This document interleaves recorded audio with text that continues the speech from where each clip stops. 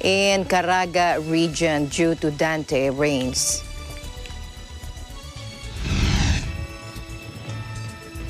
And Japan plans to tighten its border control to prevent the spread of more contagious variants of the novel coronavirus, asking travelers from Vietnam and Malaysia to stay in government-designated facilities for 6 days after arrival.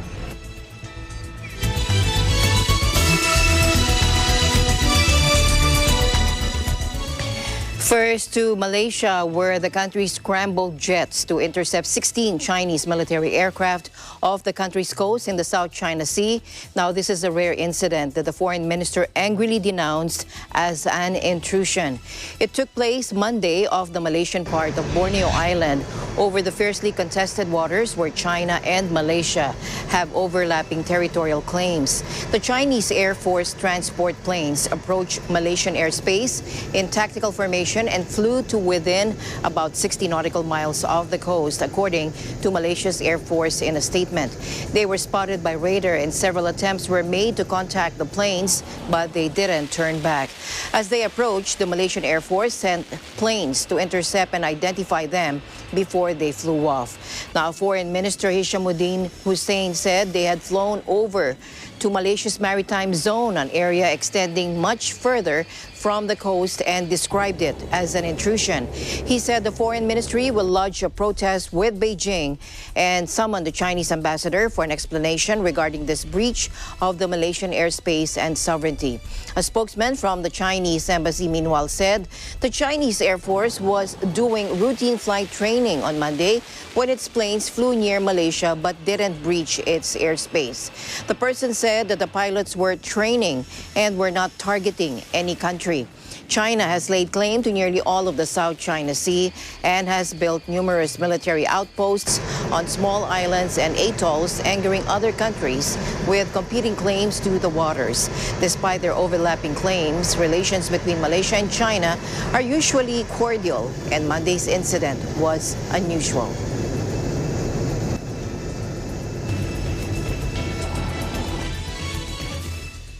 A fire aboard a ship that triggered Sri Lanka's worst ever marine ecological disaster was finally extinguished Tuesday after a 13-day international operation, the Navy said.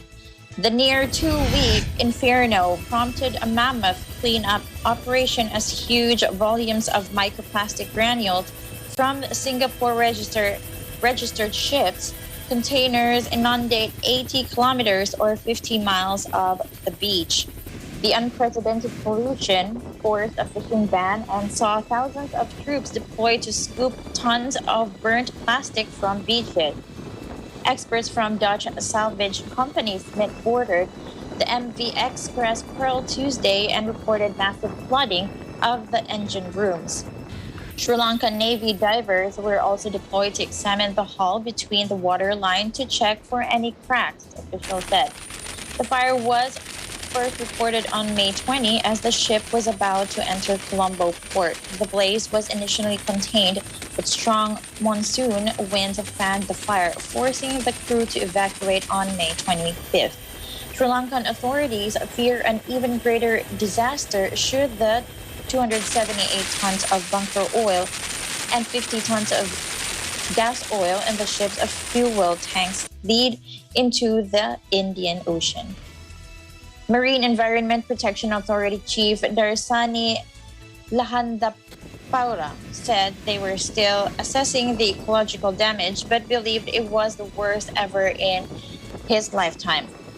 The ship was heading to Colombo from Gujarat, India, when the blaze started, having previously visited Qatar and Dubai, where the containers of nitric acid had been loaded. Sri Lankan authorities suspect a leak of that acid triggered the fire.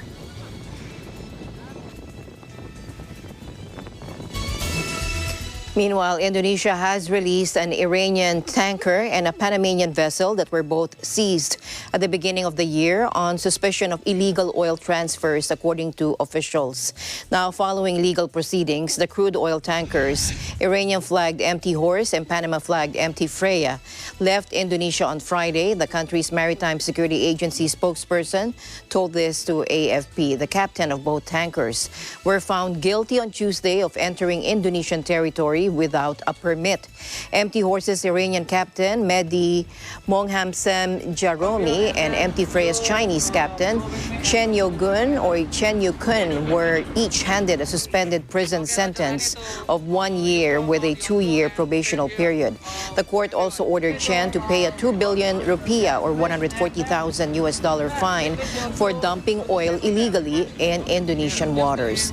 Both captains were released from detention and were believed to have left Indonesia with the rest of the crew on Friday despite their sentences. In January, the tankers were spotted off Kalimantan, Indonesia's section of Borneo Island, and were later seized after the crew failed to respond to radio calls. Indonesia's Maritime Security Agency, or the Bakamla, claimed the crew were suspected of a string of violations, including failing to display the vessel's national flags, turning off their identification systems to avoid detection, and illegally transferring oil.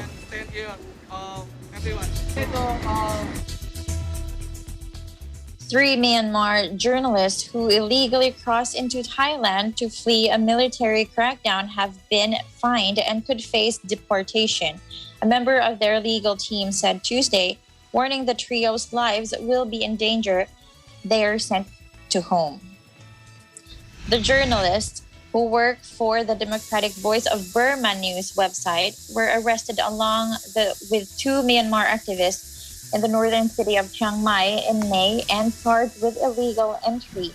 A court on Friday sentenced them to a 1-year probation period and fined them 4,000 baht, that's around $128 each, said Nadpasiri Bergman, a lawyer with the Human Rights Development Foundation. The court also said they will face 7 months in prison if they were to commit the same offense again. By law, they can be deported within 72 hours after sentencing, Bergman told AFP. Although she added they had submitted an appeal letter on Friday, which stops immigration authorities from deporting them immediately. We are waiting for the process of seeking asylum in the third country. Thailand has said it was seeking a humanitarian solution to avoid deporting the trio back to coup-stricken Myanmar, where their employer has warned their lives would be in serious danger. The country has been in turmoil since the military ousted civilian leader Aung San Suu Kyi on February 1st, triggering a mass uprising as large swaths of the population take to the streets. And the junta has responded with force, shooting protesters, arresting suspected dissidents in night raids, and targeting journalists and news outlets by shutting them down. A well-known news organization within Myanmar, DVB, started as an exile media outlet during the previous junta, broadcasting uncensored reports on TV and radio. Staying in Myanmar in the first nationwide reopening of schools there. Since the military seized power, students in Sitwe, the capital of Rakhine State, turned up for schools with policemen deployed to guard the school entrances. Let's take a listen.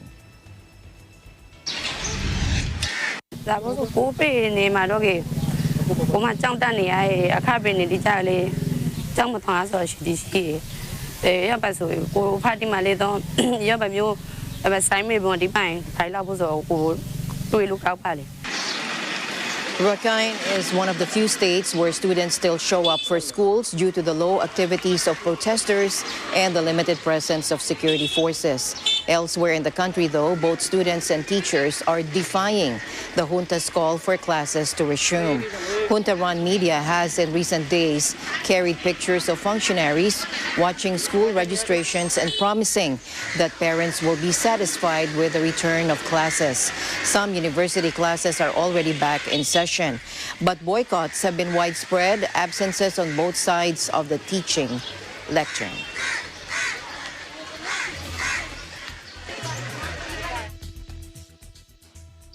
And in the Philippines, low-lying and flood-prone areas engulfed by floods, portions of national highways declared non-passable to vehicles and affected residents evacuated to safer grounds. These were the scenarios in different provinces in the Caraga region as heavy and non-stop rains caused by Tropical Storm Dante swept through these areas on Tuesday. Local government units activated their emergency response units early on Tuesday in anticipation of the impacts of Dante in their localities. The northern portion of the Dinagat Islands province and the Siargao and Bucas Grande Islands in Surigao del Norte were still under tropical cyclone wind signal number 2, based on the 2 p.m. severe weather bulletin of the Pag-asa. Other areas in the region, including Agusan del Norte, northern portion of Agusan del Sur, Surigao del Sur, and other areas in Surigao del Norte are under number 1. The Philippine Coast Guard, or PCG, in Dinagat Islands ordered the temporary suspension of trips of all vessels and watercrafts Tuesday morning due to the cyclone warning raised in the sea. Meanwhile, several areas in Luzon and the Visayas are under tropical cyclone signal number 2 as Tropical Storm Dante maintained its strength and is now heading toward Romblon, according to Pag-asa.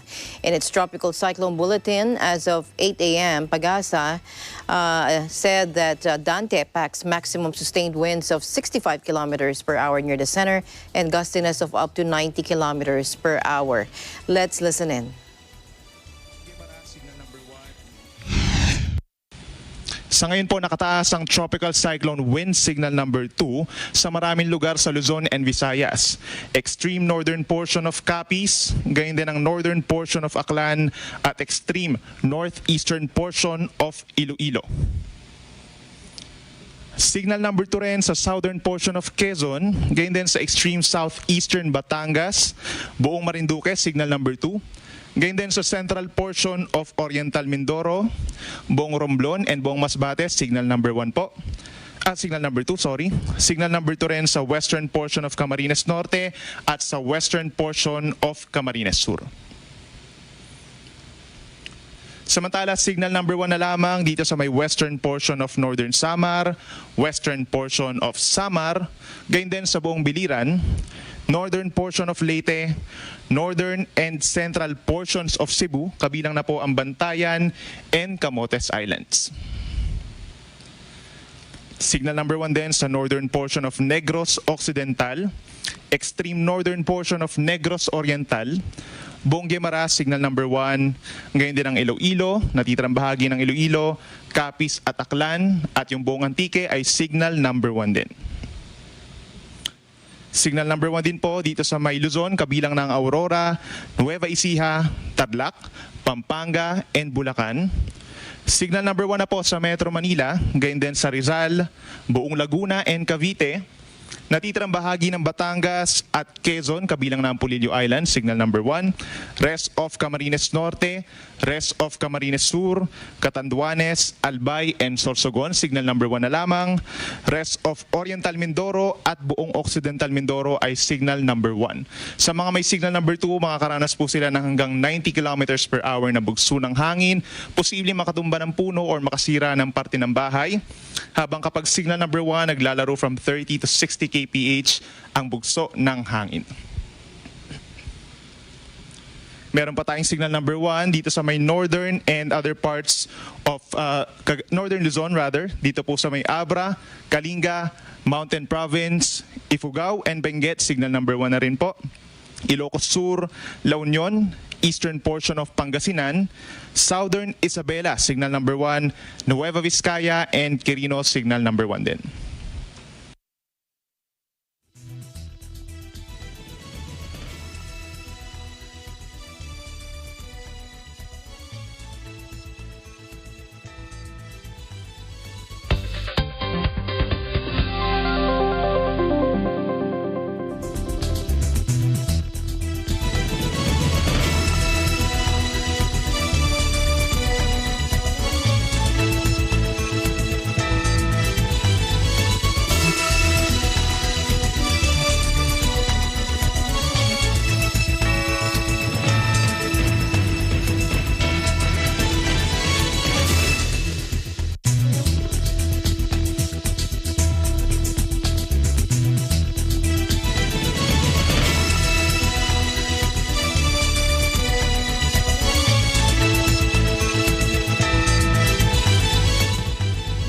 This portion is brought to you by Security Bank.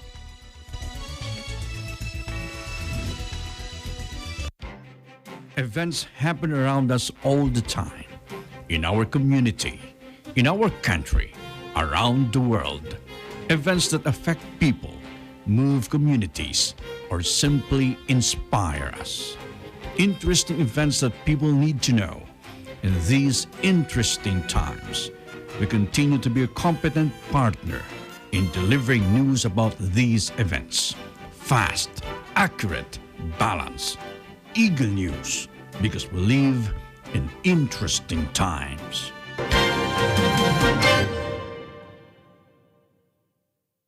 Kumanta, sumaya tayong lahat. Saya-saya.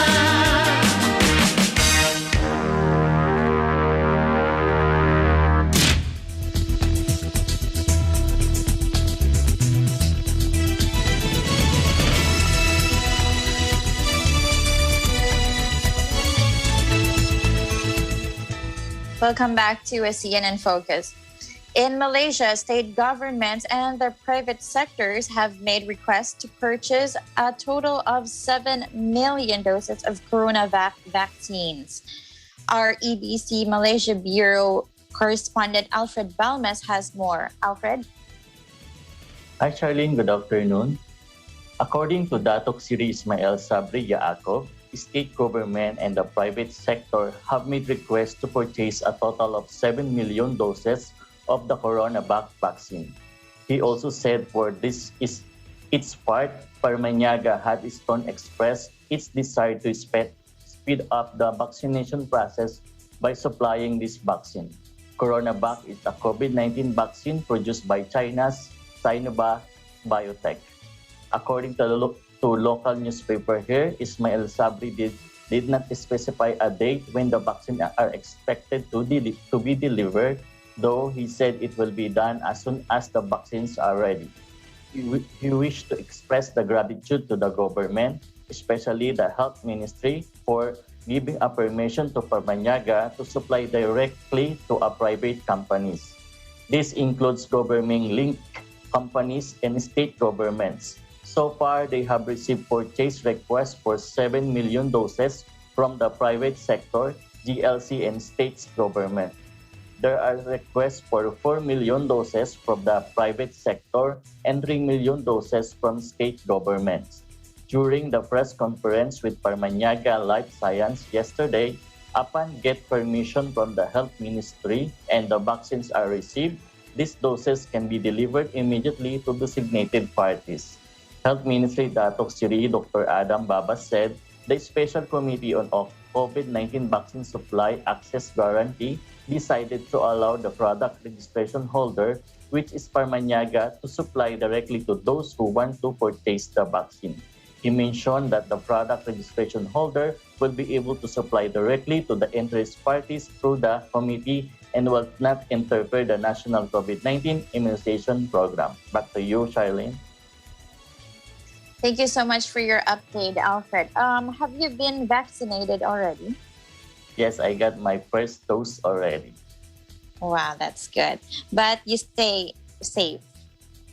Thank you. Live reporting here from Kuala Lumpur, Malaysia. This is Alfred Balmes. We live in interesting times.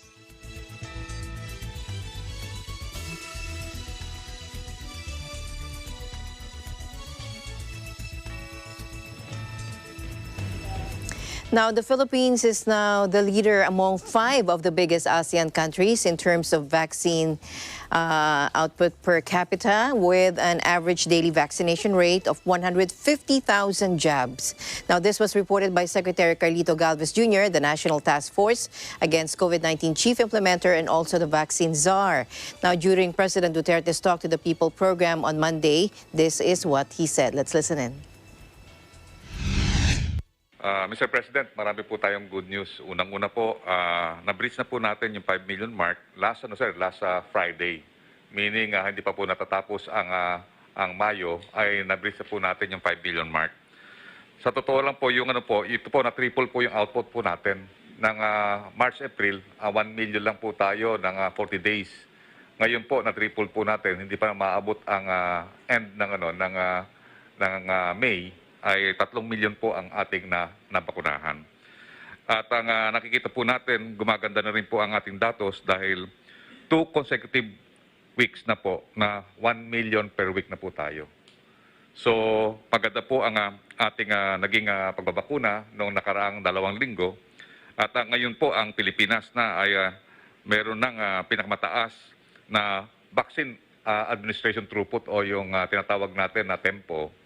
Dahil sa ASEAN po, tayo po ang pinakamataas na 150,000 per day. Now, he also said local government units or LGUs and business owners across the country have been ramping up their vaccination efforts. Quezon City, for example, has surpassed its previous record of 8,000 jabs a day and has now reached 16,000 to 19,000 inoculations a day. Large business establishments such as malls have converted their areas into vaccination sites and have given LGUs more space to conduct inoculations there.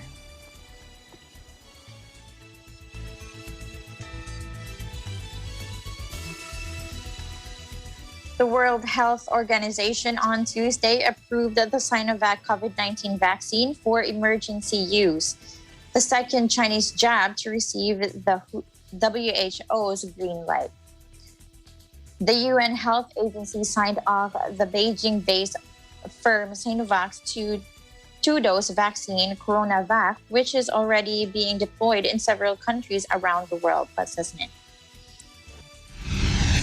Today, I'm happy to announce that the Sinovac CoronaVac vaccine has been given WHO emergency use listing after being found to be safe, effective, and quality assured following 2 doses of the inactivated vaccine.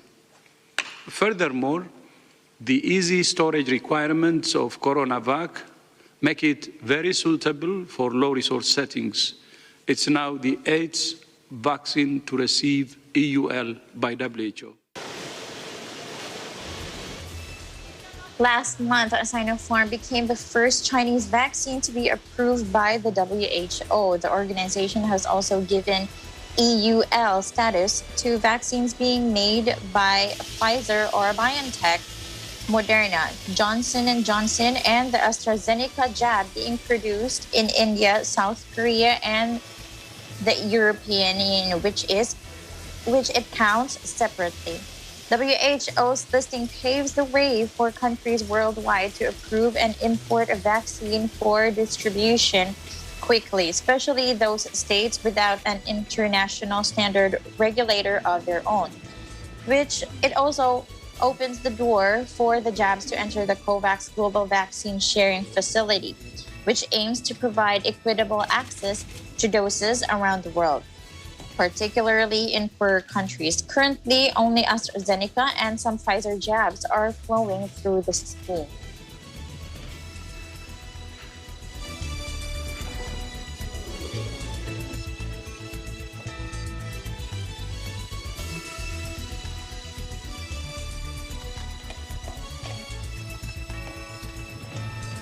All right. Now, the delivery to the Philippines of the first batches of the promised 17 million doses of AstraZeneca vaccines will be delayed. We have a live report coming in from Gila Pablo from our EBC Thailand Bureau. Hello, Gila. Tell us more about this delay.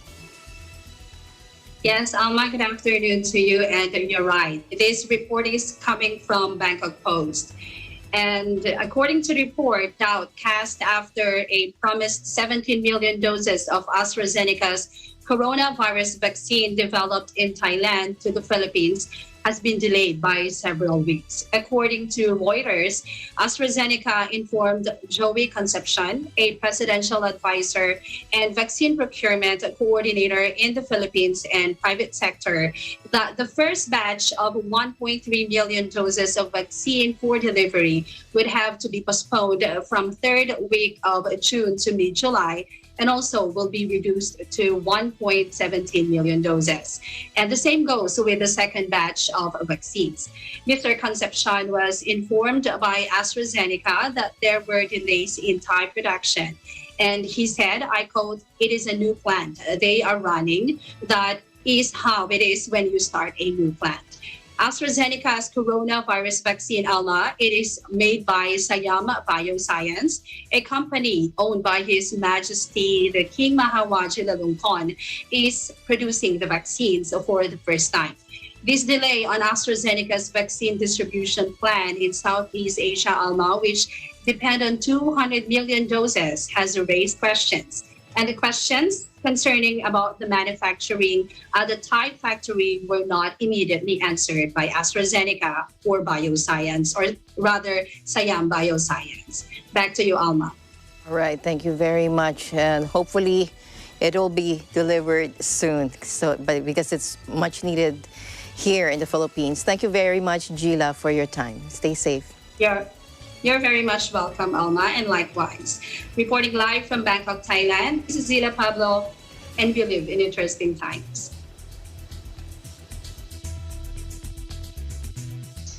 Malaysia imposed a tough nationwide lockdown on Tuesday to battle worsening coronavirus outbreak as countries across Southeast Asia struggled with a resurgence in cases driven by infectious variants.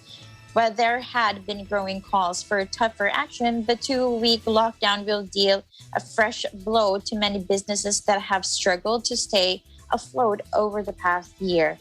In an interview with ASEAN in Focus on Tuesday, Philippine Ambassador to Malaysia Charles Jose said that Philippine Embassy in Malaysia is always ready to help Filipinos in Malaysia. Let's take a look. The Malaysian government decided to reimpose this total lockdown kasi nga because of the resurgence ng COVID-19 virus. Recently, there's been a big increase in the number of new cases. As a matter of fact, umabot ng more than 9,000 in a single day, yung highest na naitalang number of new cases. Well, of course, may inaasahan tayong magiging effect nito sa ating mga kababayan. Una-una, itong total lockdown ay magkakaroon ng malaking impact sa economy ng Malaysia, sa businesses, and of course, sa livelihood and employment and income ng mga tao rito. At sa analysis ng mga experts, ay they predict na mas maraming businesses, especially yung mga micro, small, and medium enterprises ang baka magsara dahil pa dito sa total lockdown na to. Dahil this is already the third na MCO, and this time in total lockdown is similar to the one imposed in March last year. So hindi pa nakaka-recover yung mga businesses from the previous MCOs, at hindi enough ang kanilang buffer para i-cushion yung impact ng total lockdown this time. So sa mga projections, of course, hindi nila marireach yung mga projected GDP growth nitong second quarter compared to the second quarter last year, pati yung GDP growth na rin para sa buong taon ng 2021. As far as our mga kababayan natin ang concerned, of course, sa mga magsasarang negosyo, maapektuhan yung mga kababayan natin, especially nagtatrabaho sa services sector, tourism-related, sa mga hotels, etc. In terms of mga assistance ng embassy, well, patuloy tayong nagbibigay ng assistance sa abot na ating makakaya. In different ways, tumutulong tayo. For example, this time may mga nahirapan pa rin umuwi ng Pilipinas kasi nga maraming flights ang nakakancel dahil sa quota, no, na nililimit ang arriving passengers sa Manila. So maraming flights ang nakakancel. So marami sa ating kababayan ang hindi makauwi, na tapos na ang contract, expired na ang visa. Tumutulong tayo sa kanila, no, in terms of getting special passes from the Malaysian immigration, endorsing yung mga kanilang mga request for extension. At we are also making representations with the authorities in Manila para ma-increase yung yung quota, no, ng mga passengers, yung bilang ng mga arriving passengers. And of course, yung mga in terms of passports, tulad in the past, no, we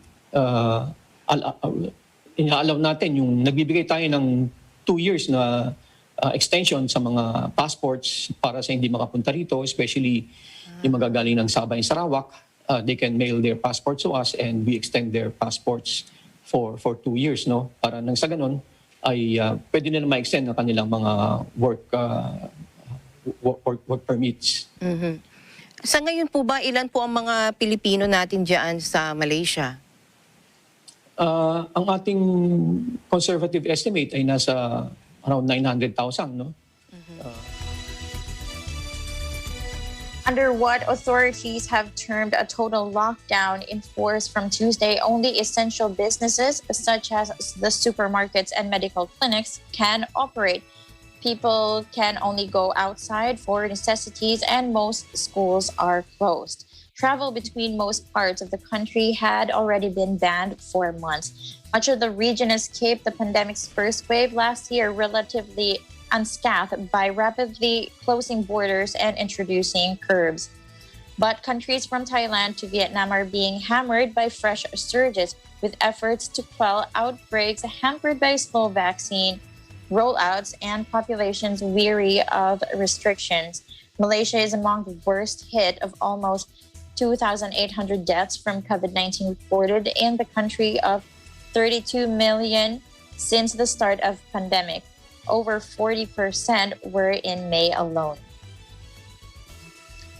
More than 570,000 infections have been reported, with a string of new daily records last week, as well as variants. The outbreak has been fanned by gatherings in the Muslim majority country during the holy month of Ramadan and the Eid al-Fitr holiday, often in defiance of coronavirus rules. In Singapore, authorities there have told airlines to ensure that those coming to the city-state have a valid negative coronavirus test report before boarding any flight. The Channel News Asia report said the measure applies on Singapore citizens and permanent residents too. Previously, only long-term pass holders and short-term pass visitors entering Singapore were required to present a negative COVID-19 polymerase chain reaction or PCR test report. Now, the new directions have come after the Ministry of Health announced last week that Singaporeans and PRs are now required to present a report of the test taken within 72 hours before departing for Singapore. All airlines flying into Changi Airport have been informed of the new requirement, and those who arrive without a valid negative test result may be denied entry, that according to the ministry, adding that PRs and long-term pass holders who fail to comply may also have their permit or pass canceled. According to the Immigration and Checkpoints Authority's Safe Travel website, those traveling by plane or boat will have to present their test result at the air and sea checkpoints upon arrival in Singapore.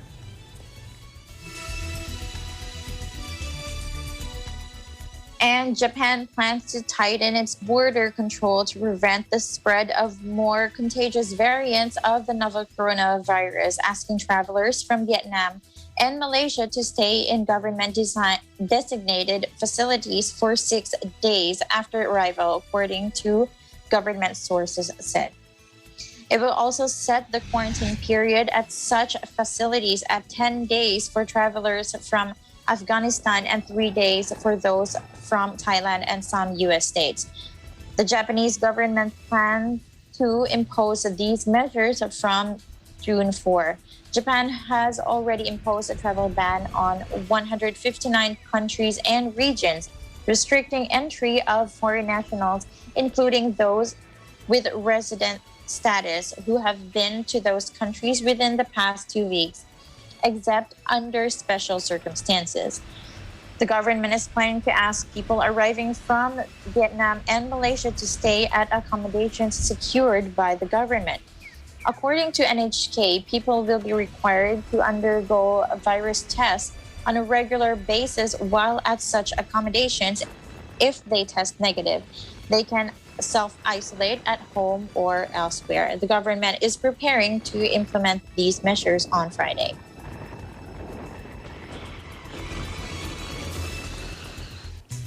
And back here in the country, the House of Representatives overwhelmingly approved on third and final reading a measure providing for a free annual medical checkup for Filipinos. With a vote of 245-0-0, the chamber passed House Bill 9072, otherwise known as the Free Annual Medical Checkup Act, which aims to enhance programs focusing on preventive and curative medicine that advance the health and well-being of Filipinos and prevent disease, disability, and death. Now, under this bill, all Filipino citizens, by virtue of their membership in the Philippine Health Insurance Corp or PhilHealth, mandated under Republic Act number 11223 or the Universal Healthcare Law, shall be entitled to the applicable benefits under the Philippine Health Insurance Program. Members shall be entitled to a free annual medical checkup that shall include blood sugar and cholesterol tests. Lab and diagnostic tests shall be expanded subject to the availability of PhilHealth funds. Anak Kalusugan Party List Representative Michael Defensor said the bill aims to secure that each Filipino shall be given the chance to have a free annual medical checkup to promote their right to health and health literacy.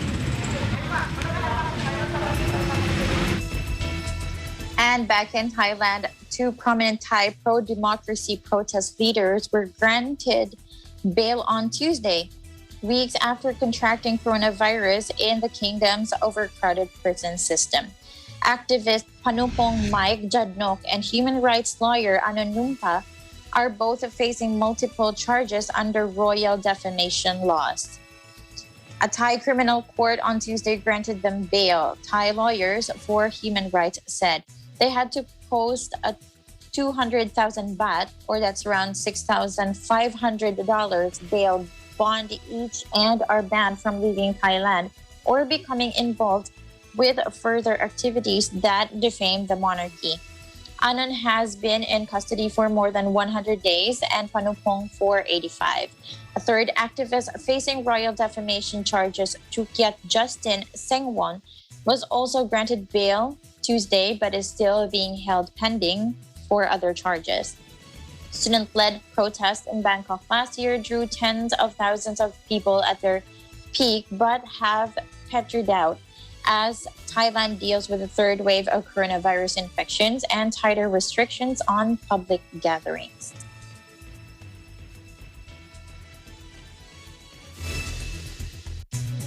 ASEAN in Focus will be right back after a short break.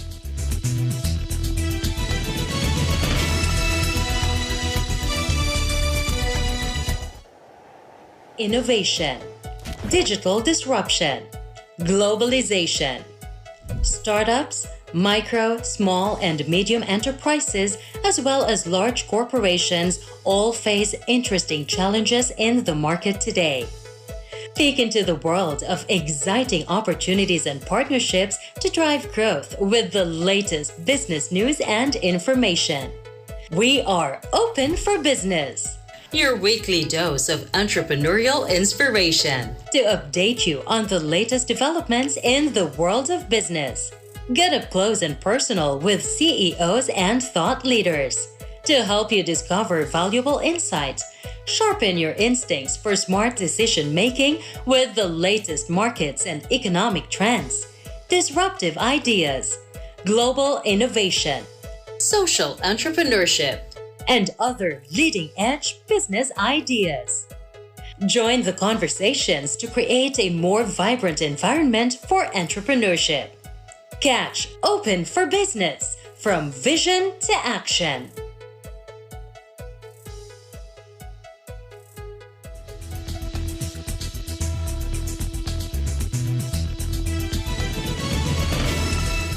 Welcome back. Oil prices extended their rally Wednesday on growing expectations for demand as the global economy recovers, though equity investors trod a more cautious line as inflation fears continue to cast a shadow over trading floors. While some countries are struggling in their battle with the coronavirus, the general mood among dealers is upbeat that the global economy is rebounding sufficiently strongly as vaccines are rolled out and parts of the planet slowly return to a semblance of normality. And one of the biggest beneficiaries of that is the crude market, with demand for the commodity picking up as people begin traveling again and factories restart. Both main contracts have rocketed from the dark days of last April when they crashed in reaction to the imposition of lockdowns around the world to contain the pandemic, helped by top producers slashing output. But with the world recovery now on track, the 23 oil-rich nations of OPEC Plus group are now confident that demand will increase enough for them to open the taps further.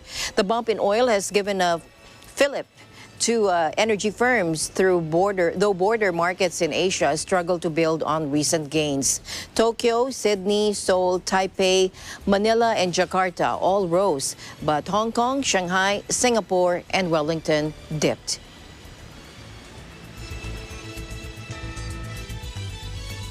The Securities and Exchange Commission, or SEC, is finalizing the guidelines that will facilitate the offering of collective investment schemes, or CIS, across member jurisdictions of ASEAN Capital Markets Forum, or ACMF, that are signatory to the ASEAN CIS framework as it moves toward deepening capital market connectivity in the region. In a statement Tuesday, the SEC said the guidelines will operationalize the supplemental memorandum of understanding signed by the SEC together with the Securities Commission Malaysia, the Monetary Authority of Singapore, and Securities and Exchange Commission of Thailand on May 11 this year for the admission of the Philippines to the ASEAN CIS framework. Established in 2014, the framework allows fund managers operating in a member jurisdiction to offer CIS such as unit, trust funds, or mutual funds to retail investors in other member jurisdictions under a streamlined authorization process. The guidelines being finalized by the SEC will apply to investment companies incorporated in the Philippines who intend to participate in the framework, as well as foreign CIS of member jurisdictions that will offer sale units in the Philippines or other qualifying CIS as specified under the ASEAN CIS framework. An economist forecasts an improvement in the country's Purchasing Managers Index, or PMI, in the coming months as movement restrictions are eased, which allow for more economic activities. In a report, Rizal Commercial Banking Corporation, or RCBC Chief Economist Michael Ricafort said PMI in May remained in contraction for the second consecutive month at 49.9, a composite indicator of the manufacturing sector's performance. An index of below 50 indicates contraction, but those above 50 show expansion. While the PMI remains below the 50 level threshold, Ricafort said the latest figure has improved after the quarantine classification in the National Capital Region and four nearby areas, namely Bulacan, Rizal, Laguna, and Cavite, or the National Capital Region Plus, was eased to modified enhanced community quarantine from April 12 to May 15 from ECQ in the prior 2 weeks. Movement restrictions in NCR Plus were further eased to GCQ with heightened restrictions from May 15 to June 15. Ricafort said this development effectively allowed some business industries, including some manufacturing industries, to operate at a higher capacity. Share price down by 4.2%.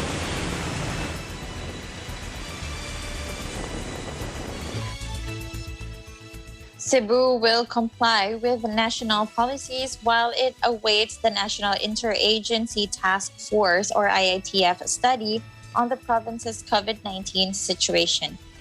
President Rodrigo Duterte, in a meeting with Cebu officials led by Governor Gwen Garcia and Presidential Assistant for the Visayas Secretary Michael Dino in Malacanang on Monday, tasked Department of Health or DOH Secretary Francisco Duque III to look into the possibility of applying the province's COVID-19 response measures nationwide. Garcia sought the meeting after a national government order to divert international flights bound for Mactan Cebu International Airport to Ninoy Aquino International Airport from May 29 until June 5th this year. Before the directive, international passengers stay in quarantine hotels while waiting for the results, but could proceed to their next destinations once they test negative. Garcia said Duterte instructed Duque to find out why Cebu's COVID-19 protocols, particularly its swab upon arrival policy for overseas Filipino workers and returning overseas Filipinos, are working and perhaps be applied to other regions. The president wants the IATF to see if these could possibly be a way or innovation to be adopted across the country and submit the results by Thursday, she said. She also reiterated that Cebu's unique quarantine and testing protocols for OFWs and ROFs aim to minimize their financial and emotional burden. Garcia also thanked Senator Christopher Bongo, who was also in the meeting, for recognizing Cebu's success in managing the COVID-19 crisis. She added, Go has seen how Cebu has been able to manage the pandemic and open up its economy since last year. As of May 31st, Cebu has 442 active COVID-19 cases, with 17 new cases that day based on Department of Health data.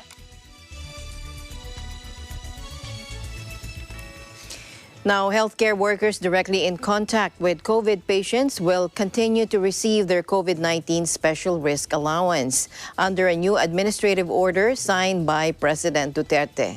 AO 42 signed by the President on Tuesday amends AO 20 or 36, which grants COVID-19 SRA of up to 5,000 pesos per month to private and public health works with direct exposure to COVID patients. The President signed the AO to recognize the heroic and invaluable contribution of our health workers throughout the country who bravely and unselfishly risk their lives and health by being at the forefront of national efforts to respond to the pandemic. Under the amended AO, the grant of the COVID-19 SRA shall be prorated based on the number of days that the frontline health workers physically report for work in a month as certified by the head of the hospital lab or medical and quarantine facility or his or her authorized representatives, reckoned from September 15 last year until June 30 this year. All claims for the payment of the SRA to public and private health workers shall be validated by the Department of Health.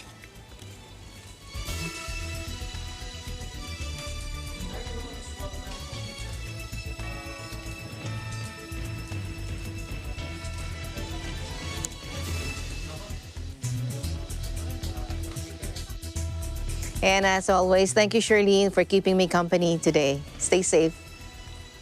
You too, Alma. And that is the latest news in the Southeast Asian nations. Stay updated about the ASEAN region. I'm Charlene Navaja, former EBC Vietnam Bureau, and we live in interesting times. We'll see you back tomorrow. I'm Alma Angeles. We live in interesting times.